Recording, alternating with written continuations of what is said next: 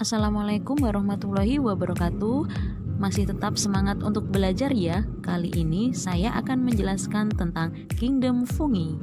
Simak videonya baik-baik. Jangan lupa untuk tekan subscribe, like, dan komen. Pernahkah kalian melihat roti yang telah lama kemudian pada bagian roti tersebut terdapat sesuatu seperti serat-serat berwarna putih kehitaman? Atau pernahkah kalian melihat nasi yang telah lama dibiarkan akan berwarna orange? Semua itu adalah pertumbuhan dari jamur. Maka dari itu, mari kita belajar tentang Kingdom Fungi. Kelompok jamur atau fungi merupakan kelompok makhluk hidup yang memperoleh makanan dengan cara menguraikan bahan organik makhluk hidup yang sudah mati. Jamur tidak berklorofil. Jamur memiliki spora. Jamur tidak memiliki akar, batang, dan daun. Hidupnya di tempat yang lembab, bersifat saprofit, atau organisme yang hidup dan makan dari bahan organik yang sudah mati.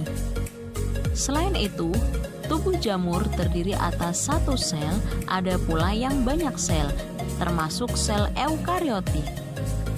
Sedangkan cara hidupnya sebagai parasit, yaitu merugikan makhluk hidup lain. Fungi terdiri atas 4 divisi berdasarkan ciri sporanya. Yang pertama adalah zygomicota, yang kedua ascomycota, yang ketiga basidiomycota, yang keempat deuteromycota. Golongan zygomicota contohnya adalah Rhizopus oryzae. Fungsinya digunakan untuk pembuatan tempe. Contoh lain dari zygomicota adalah jamur pada roti, yaitu Rhizopus stolonifer, dan jamur pada nasi, yaitu Rhizopus oligosporus. Selanjutnya ascomycota. Contohnya adalah Saccharomyces cerevisiae, digunakan untuk pembuatan tape. Penicillium notatum digunakan sebagai zat antibiotik berupa penisilin. Kemudian Basidiomycota. Contohnya Volvariella volvaceae atau jamur merang dan Auricula polytricha atau jamur kuping. Basidiomycota adalah jenis jamur yang dapat dimakan. Contoh lain dari Basidiomycota adalah Pleurotus sp atau jamur tiram. Selanjutnya jamur kayu atau Ganoderma aplanatum. Ingat, jamur Basidiomycota ada yang mengandung racun. Jamur yang beracun umumnya memiliki warna yang cerah dan mencolok, serta pada batangnya terdapat cincin. Contoh jamur yang beracun adalah Amanita muscaria yang dapat menyebabkan halusinasi jika dimakan. Basidiomycota adalah jenis jamur yang ukurannya paling besar di antara divisi-divisi yang lainnya. Selanjutnya adalah deuteromycota.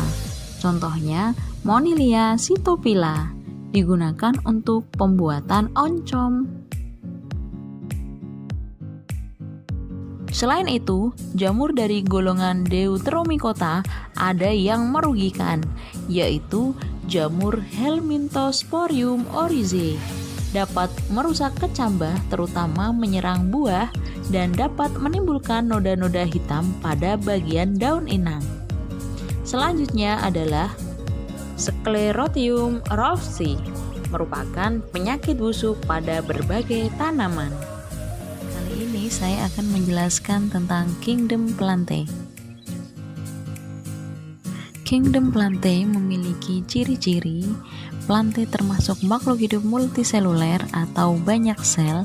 Selnya bersifat eukariotik dan mampu melakukan fotosintesis. Kingdom Plantae dibedakan menjadi 3. Yang pertama adalah Bryophyta atau tumbuhan lumut. Yang kedua Pteridophyta atau tumbuhan paku. Yang ketiga Spermatophyta atau tumbuhan berbiji. Tumbuhan lumut atau Bryophyta bersifat kosmopolit atau penyebarannya sangat luas. Lumut mengalami metagenesis, yaitu pergiliran keturunan antara fase gametofit dan fase sporofit. Tumbuhan lumut belum memiliki akar, batang, dan daun sejati, serta belum memiliki berkas pembuluh.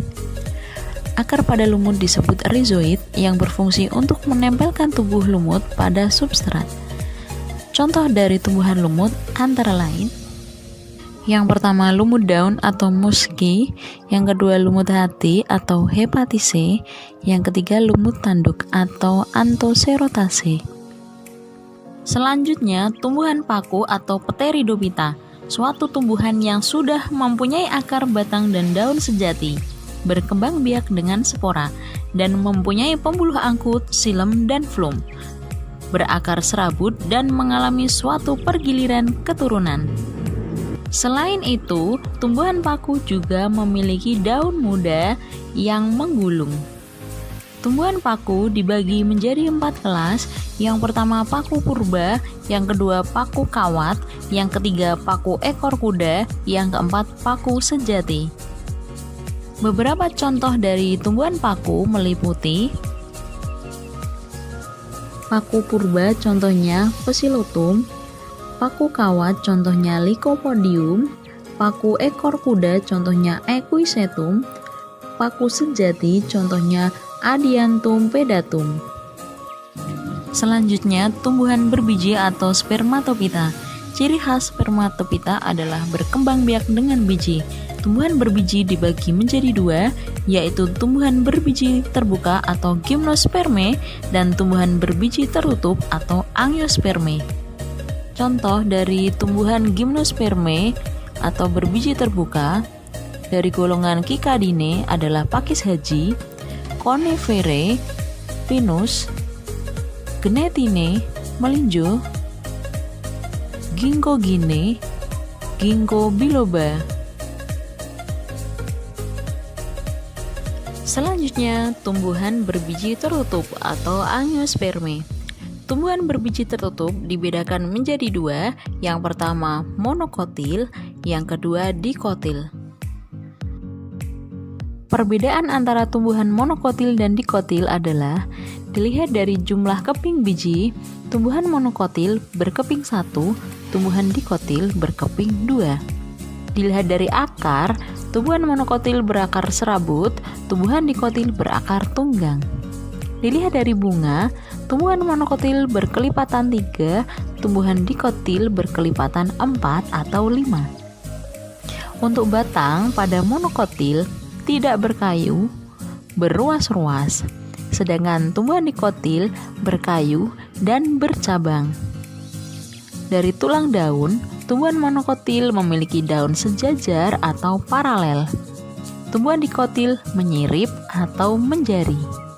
Dilihat dari pertumbuhan sekunder atau kambium, tumbuhan monokotil tidak punya kambium, tumbuhan dikotil punya kambium. Untuk tipe berkas pengangkut, tumbuhan monokotil yaitu kolateral tertutup, sedangkan tumbuhan dikotil kolateral terbuka. Dilihat dari struktur serbuk sari, tumbuhan monokotil memiliki 1 pori, tumbuhan dikotil memiliki 3 pori.